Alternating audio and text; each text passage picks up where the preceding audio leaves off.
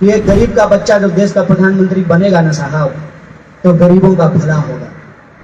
हमको नहीं मालूम था कि जिस स्टेशन पर आप चाय बेचने का दावा करते हैं उसी स्टेशन को आप बेच दीजिएगा। हमको नहीं मालूम था कि जिस गरीबी की आप बात करते हैं उस गरीबी के हक में बोलने वाले लोगों को आप जेलों में ठूस देंगे।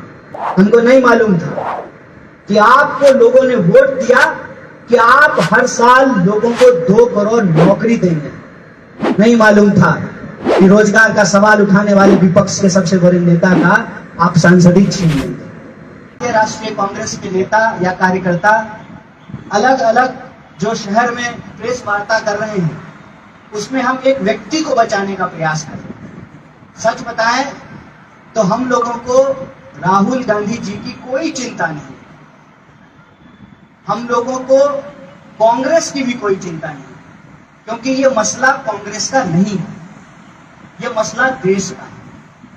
देश का मसला ये ऐसे है कि देश के चुने हुए प्रधानमंत्री और देश के चुने हुए मुख्यमंत्री जो भाजपा से ताल्लुक रखते हैं, जिनका भाजपा से संबंध है, वो बार बार एक दावा कर रहे हैं कि देश में राम राज्य स्थापित हो गया है। देश में अगर राम राज्य स्थापित हो गया है, अभी आप सब लोगों ने रामनवमी का त्योहार मनाया है। मैं मिथिला से आता हूं जहां माता सीता का जन्म हुआ था। जब राम राज्य में माता सीता की अग्नि परीक्षा हो सकती है तो आज इस मोदी राज में उनके दोस्त की, उनके मित्र की जांच क्यों नहीं हो सकती? एक सीधा सा सवाल है। आपने गलती की नहीं की, आप सही हैं, विपक्ष आप पे झूठे आरोप लगा रहे हैं, आपने कोई अपराध नहीं किया है, तो जांच करा लेने में क्या प्रॉब्लम, कोई दिक्कत है क्या? बीजेपी के तमाम नेताओं और कार्यकर्ताओं के आर्गुमेंट को आप सुनिए। वो कहते हैं कि कांग्रेस के राज में भी अदानी जी को काम दिया गया। ऐसा नहीं है कि अदानी जी कांग्रेस के राज में सिग्नल पर भीख मांगते थे और अचानक से जो है वो देश के बहुत बड़े पूंजीपति बन गए। मैंने कहा कि ये पूरी लड़ाई एक व्यक्ति को बचाने या एक व्यक्ति को फंसाने की नहीं है। अगर आपको लगता है कि कांग्रेस के राज में भी इन अदानी जी को कोई विशेष लाभ दिया गया है तो उसका भी जांच करा लीजिए। अगर आपको लगता है कि राजस्थान में, छत्तीसगढ़ में आप बार बार फोटो दिखाते हैं और आप बताते हैं कि यूपीए के जमाने में भी दिया गया, साहब मूर्ख मत बनाइए। सबको पता है कि उनका जो विकास दर है ना माननीय अदानी जी का, वो पहले सीधा चल रहा था एक रेखा में। अचानक से जैसे इस देश में महंगाई में उछाल आई है ना, वैसे ही उनकी संपत्ति में उछाल आई। ये संयोग है कि प्रयोग है, इसकी जांच आप करा लीजिए। हम बस सवाल पूछ रहे हैं कि 2014 में मोदी जी देश के प्रधानमंत्री बनते हैं और 2014 के बाद से ही दिन दोगुनी रात चौगुनी जो है अदानी जी की संपत्ति बढ़ने लगती है। बार बार एक सवाल विपक्ष पूछ रहा है कि आप ज्वाइंट पार्लियामेंट्री कमेटी बना करके, जिसमें सत्ता पक्ष के लोग भी रहते हैं, सभी दल के लोग रहते हैं, सभी मामलों की जांच करा लीजिए। कांग्रेस के राज की भी जांच करा लीजिए और भाजपा के राज की भी जांच करा लीजिए। यही तो सवाल है ना, इसी पे तो प्रश्न खड़ा कर रहे हैं महाराज। बताइए, मैं प्रधानमंत्री को बहुत गौर से सुनता हूं और मेरे जैसे लाखों करोड़ों नौजवान बड़ी उम्मीद से प्रधानमंत्री को सुनते थे। जब प्रधानमंत्री कहते थे कि भ्रष्टाचार खत्म करेंगे, परिवारवाद खत्म करेंगे और काला धन वापस ला करके सबके खाते में 15 लाख पहुंचाएंगे, हर साल जो है 2 करोड़ नौकरी पैदा करेंगे, तो उम्मीदें बंधती थी। और उस उम्मीद की हकीकत आज क्या है? कई बार तो बड़ी जोर की हंसी आती है। प्रधानमंत्री जी स्वयं अपने ही नाम के स्टेडियम में बगल में अमित शाह के सुपुत्र को खड़ा करके परिवारवाद पे भाषण देते हैं। बोलिए आपको हंसी आएगी नहीं आएगी? ये कैसा परिवारवाद है? दूसरे पार्टी में अगर हो रहा है तो परिवारवाद है, और भाजपा में अगर हो रहा है तो समाजवाद है, नहीं है। जय साहब पे सवाल पूछना परिवारवाद नहीं है। इनका एक मंत्री है अनुराग ठाकुर, अक्सर जो है वो गाली देने के चलते चर्चा में रहते हैं।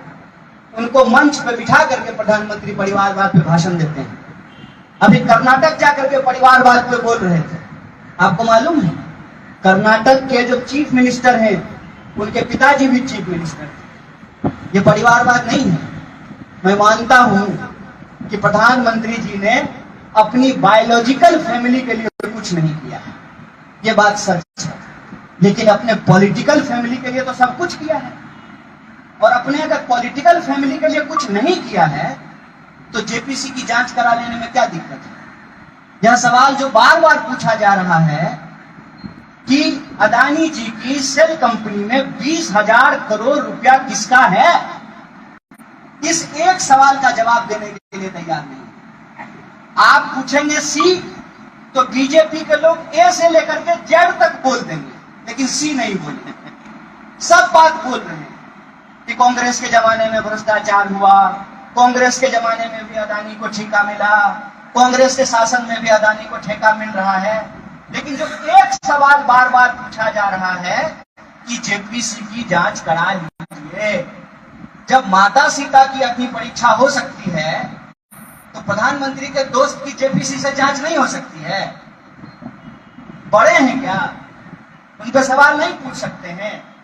और अगर सवाल नहीं पूछ सकते हैं तब तो ये कहना पड़ेगा कि लोकतंत्र है खतरे में।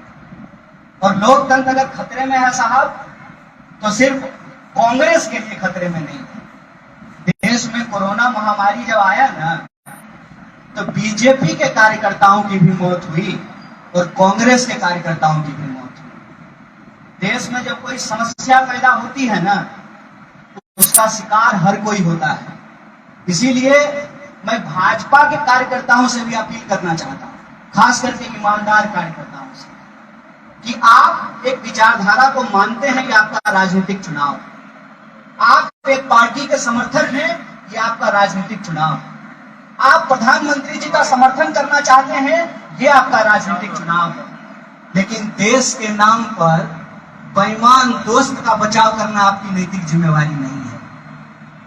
आप चौक चौराहा खड़ा होकर के कल तक देश के लिए लड़ रहे थे, आपको पता ही नहीं चला साहब क्या से क्या हो गए सनम देखते देखते। कि देश के नाम पे वोट लेकर के आज चौक चौराहा आपको अपने बेईमान दोस्त को बचाने के लिए बोला जाता है। किसी भी भाजपा के ईमानदार कार्यकर्ता के लिए अदानी के बचाव में खड़ा होना कोई जरूरी नहीं है, ये उसकी नैतिक जिम्मेवारी नहीं है। कोई भी बेईमानी किया है, बेईमान बेईमान होता है। तेरा बेईमान और मेरा बेईमान क्या होता है? बेईमान बेईमान होता है। ऐसा तो नहीं होगा कि जिन लोगों पे आप आरोप लगाते हैं। अभी मैं प्रधानमंत्री जी का भाषण सुन रहा था तो प्रधानमंत्री ने कहा कि देश के भीतर और देश के बाहर देश विरोधी शक्तियां इकट्ठा हो गई। आप सब गुजरात के लोग हैं, गुजरात का हमारा एक पुराना दोस्त है, जैसे ये लोग बगल में बैठे हुए हैं ना, वो पहले बैठता था बगल में और सब भाजपा के नेता उसको देशद्रोही कहते थे। अभी वो वॉशिंग मशीन में जाके साफ हो गया है, सारा केस उसका खत्म हो गया है, वो एमएलए हो गया है और हो सकता है सब कुछ ठीक रहा ना तो मंत्री और मुख्यमंत्री भी हो जाए। तो आप बताइए कि जो भाजपा के कार्यकर्ता पान की दुकान पे उसको कल तक देशद्रोही कह रहे थे, पटेल आरक्षण मांगने के चलते उसको जातिवादी कह रहे थे, उसको टुकड़े टुकड़े गैंग का बोल रहे थे, वो साफ हो गया, धुल गया, वो सारे दाग उसके समाप्त हो गए। दिल पे रख करके हाथ पूछिए, खुद से ये सवाल पूछिए कि जो बात आज बीजेपी के द्वारा कही जा रही है उसमें कितनी सच्चाई है। कहते हैं हम भ्रष्टाचार मिटा देंगे। अरे साहेब, मुख्यमंत्री थे आप, भ्रष्टाचार मिटाते मिटाते प्रधानमंत्री बन गए। बताइए गुजरात में भ्रष्टाचार मिट गया है? अगर कोई मुझे प्रमाण के साथ कह दे कि गुजरात की भाजपा राज में भ्रष्टाचार मिट गया है तो पब्लिक लाइफ छोड़ दूंगा। बोलिए, अपने अपने दिल पे हाथ रख करके बोलिए, सवाल पूछिए।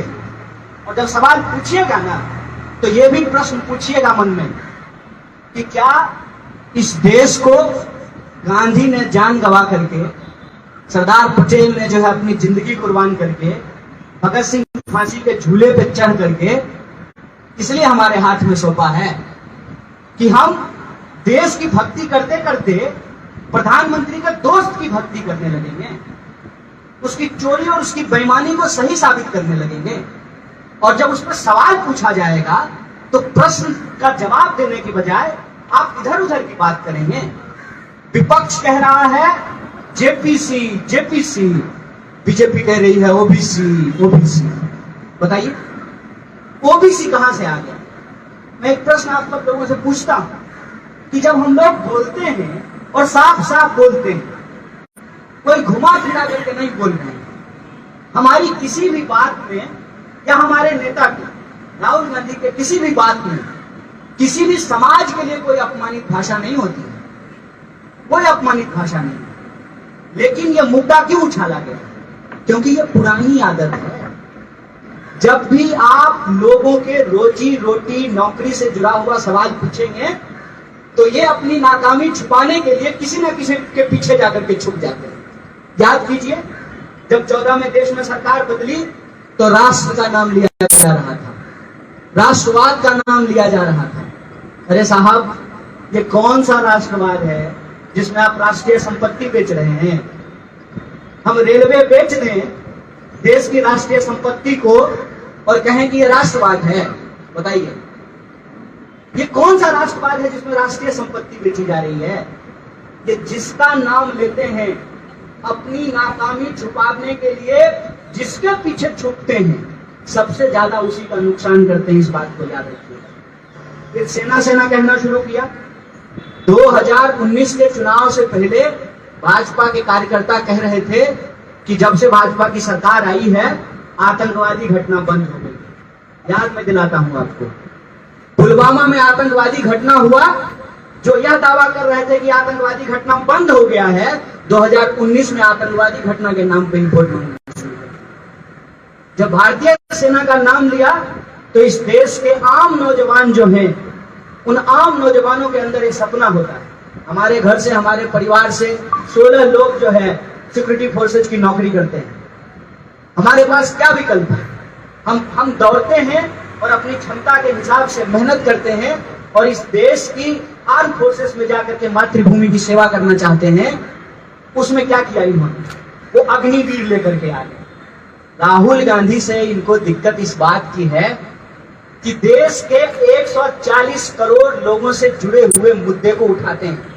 याद कीजिए, जब अग्निवीर का भी मुद्दा आया था, राहुल जी ने कहा कि ये हमारी सेना को कमजोर करने की साजिश है। साफ साफ शब्दों में कहा। और मैं तो खास करके जो है इस देश की सरकार को बधाई देना चाहता हूं।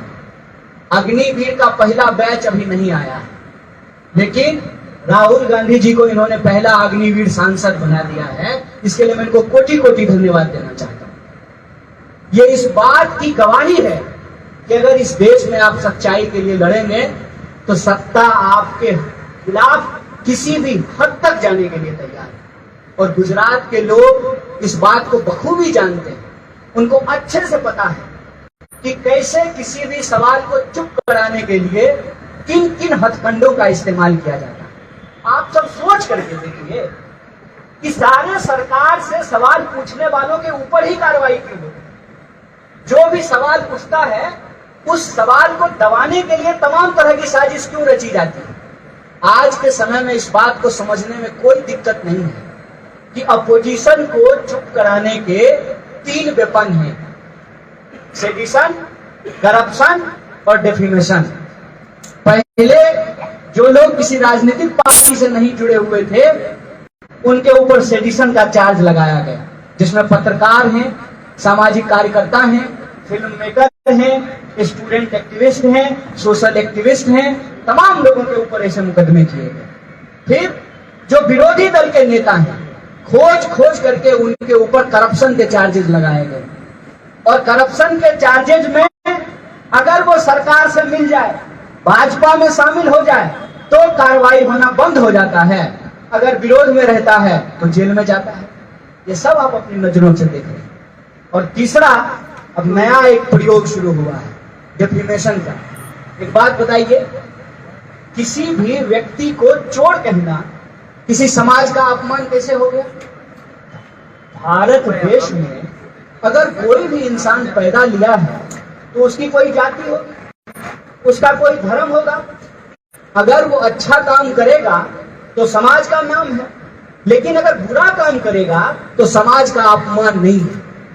ऐसा अगर होगा तो लोग खूनी को खूनी नहीं कहेंगे, चोर को चोर नहीं कहेंगे, और कल को चोर जो है अपने बचाव में ये कहने लगे कि हमारे समाज का अपमान हो रहा है, हमारे राज्य का अपमान हो रहा है, हमारे क्षेत्र का अपमान हो रहा है।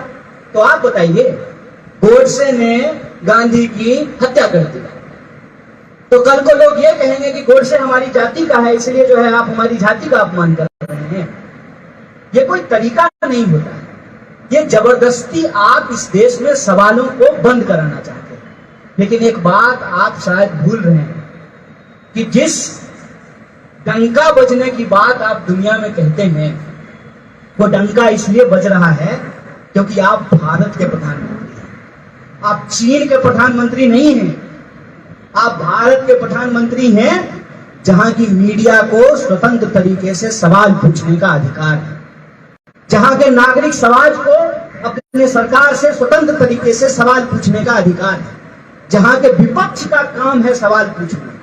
मजेदार बात यह है, 9 साल हो गया है, मुझे तो लगता है कि कोई प्रधानमंत्री जी को रिमाइंडर देते कि साहब आप दूसरी बार प्रधानमंत्री बने हैं फुल मेजोरिटी से, अब लीडर ऑफ अपोजिशन की तरह भाषण देना बंद कीजिए। अभी अभी मैं आपको बताता हूं, मेघालय का चुनाव हो रहा था, माननीय गृह मंत्री जी ने कहा कि मेघालय की सरकार भारत की सबसे भ्रष्ट सरकार है, दुनिया की सबसे भ्रष्ट सरकार है, और एमएलए लेकर के उस सरकार में शामिल हो गए। ये क्या है? ये बेईमानी है, और मैं समझता हूं कि इस बेईमानी का विरोध करना एक जरूरी काम है। और जब मैं भाजपा के कार्यकर्ताओं से अपील करता हूं, उसी वक्त जो है मुझे इसी गुजरात की कुछ घटना याद आती है। एक दौर में मैं स्मृति जी का बड़ा प्रशंसक हुआ करता था, नहीं वो सास बहू वाला नहीं, जब वो नेता थी, एक महिला नेत्री के तौर पे मैं उनका बड़ा प्रशंसक हुआ करता था। ये तो बड़ी हिम्मत की बात है ना भाई साहब, कि अपनी ही सरकार अपने ही मुख्यमंत्री के खिलाफ भूख हड़ताल पे बैठ गई। ये तो हिम्मत की बात है ना, अपनी ही सरकार से सवाल पूछ रहे हैं। और मोदी जी आए थे गिलास में पानी पिलाने के लिए, वो वीडियो आप लोग देखे होंगे। मैं चाहता हूं कि इस देश में राजनीति की ये परंपरा कायम रहे कि लोग अपनी भी सरकार से सवाल पूछें। लेकिन अफसोस की बात यह है कि आप स्मृति जी भी अब सवाल नहीं पूछते, न महंगाई पे सवाल पूछती हैं, न महिला अत्याचार पे सवाल पूछती हैं, न भ्रष्टाचार पे सवाल पूछती हैं।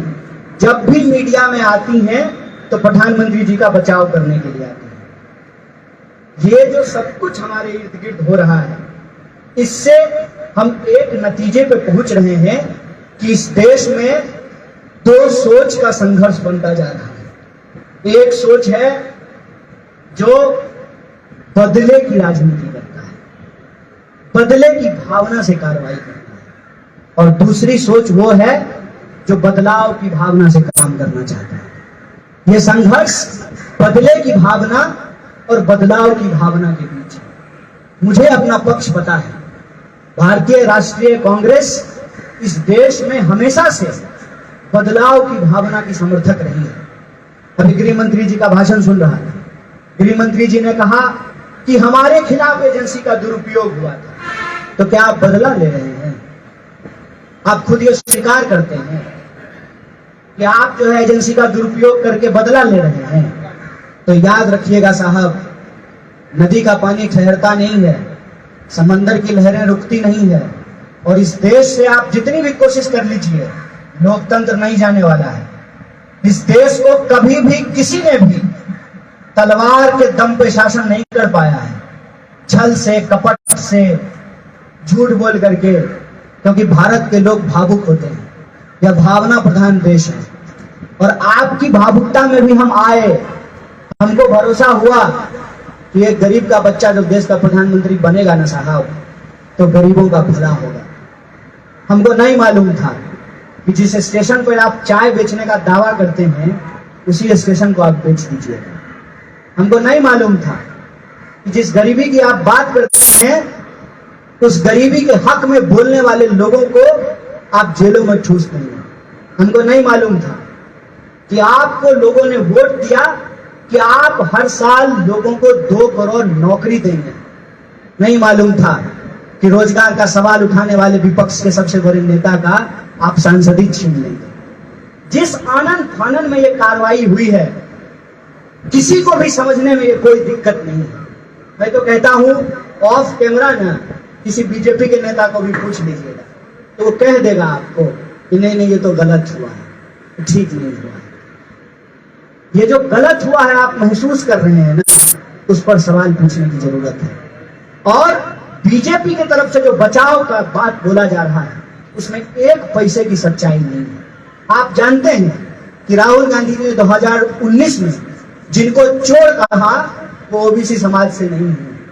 ये बात आपको पता है, ये सूरत के लोगों को कम से कम मालूम है, वो ओबीसी समाज से नहीं है। और अगर इतना ओबीसी समाज के प्रति प्रेम अचानक से पैदा हो गया है भाजपा को, तो मैं 2 सवाल पूछना चाहता हूं। है हिम्मत कि इस देश के अंदर ओबीसी के जितने आरक्षित पद हैं, जितनी रिक्तियां हैं, सब पे भर्ती हो जाएगी कल? है हिम्मत? भर देंगे हम सारे पोस्टों को, जितने खाली पद हैं ओबीसी के। है हिम्मत कि बिहार में, उत्तर प्रदेश में जो ओबीसी की जातियां हैं वो कह रहे हैं कि हमारा जाति आधारित जनगणना करा दीजिए, करा देंगे जातिगत जनगणना? है हिम्मत? ये मुद्दे को भटकाने की साजिश है। ये बार बार किसी न किसी के पीछे जाकर के इस देश का जो असल सवाल है उसको भटकाने का प्रयास करते हैं। यह जो पूरा प्रकरण हुआ है उस प्रकरण में एक बात बिल्कुल साफ है कि ये मानहानि का मामला बेईमानी के मामले को दबाने के लिए किया गया है। अगर प्रधानमंत्री जी ने या भाजपा ने या उनकी सरकार ने कुछ भी गलत नहीं किया है तो जांच से उनको घबराना नहीं चाहिए। उनको इधर उधर की बात करने की बजाय कभी किसी के साथ अदानी का फोटो दिखाते हैं, कभी कहते हैं कि राजस्थान में क्यों काम मिल रहा है, छत्तीसगढ़ में काम क्यों मिल रहा है, सबका इकट्ठा जांच करा लीजिए। इसीलिए मैंने आपको कहा राहुल गांधी का बचाव करने हम नहीं आए हैं। सांच को आंच नहीं होता है, सच को किसी गवाही की जरूरत नहीं होती है। जो इंसान एक बार यह तय कर लिया है कि सदस्यता क्या जान भी चली जाएगी ना, तब भी सच बोलना बंद नहीं करेंगे। और इस देश के लोगों के जो सवाल हैं, रोजगार का सवाल, महंगाई का सवाल, शिक्षा का सवाल, इस देश की राष्ट्रीय संपत्ति को औने पौने दामों में अपने दोस्तों को बेचने का सवाल, उन सारे सवालों को हम उठाते रहेंगे। और यह जो सवाल हैं इनको लगता है कि जांच करा करके सवालों को गुमराह कर देंगे तो वो भ्रम में है। कई बार क्या होता है ना साहब, एक मंत्र जो है ना सब पर काम नहीं करता है। कांग्रेस के कुछ नेता, उन पर केस हुआ और जो सुबह में केस हुआ और शाम में वो भाजपा में चले गए, तो अचानक वो भ्रष्टाचारी से सदाचारी हो गए। तो बीजेपी को लगता है कि ये मंत्र सब पर लागू होगा। ये मंत्र सब पर लागू नहीं होता है। आपने कोशिश की कि अदानी के खिलाफ जेपीसी की जांच को दबाने का, अदानी की सेल कंपनी में 20,000 करोड़ रुपया कहां से आया, इस सवाल को दबाने का, और उसको ढकने के लिए इतना बड़ा जो है राजनीतिक ड्रामा किया गया। देखिए, जितना दबाने का प्रयास किया गया उतना यह सवाल आज उभर करके सामने आ गया है। और सब लोग अब घर में बैठ करके इसकी चर्चा कर रहे हैं कि देखो दोस्ती तो बड़ा गहरा है। दोस्ती इतना गहरा है कि पत्रकार अगर नहीं बिकता है ना तो दोस्त के लिए साहब चैनलें खरीद लेते हैं। सबको पता है, ये कौन नहीं जानता है। आपके हमारे सामने 2 विकल्प हैं। एक विकल्प है कि बदले की इस राजनीति में आप मजा लीजिए, और दूसरा विकल्प ये है कि आज आप जिसको मजा समझ रहे हैं ना वो देश के लिए सजा है। तो आप बदलाव की भावना जो है उस बदलाव की भावना के साथ कदम मिलाइए। इसीलिए मैंने कहा कि एक आम नागरिक के हैसियत से इस देश के सभी देशवासियों से अपील है, क्योंकि यह मामला कांग्रेस का नहीं देश का है, और जब मामला देश का होना तो लोगों को अपने ईमान के साथ खड़ा होना चाहिए, बेईमान के साथ नहीं खड़ा होना चाहिए। बहुत बहुत धन्यवाद, बहुत शुक्रिया।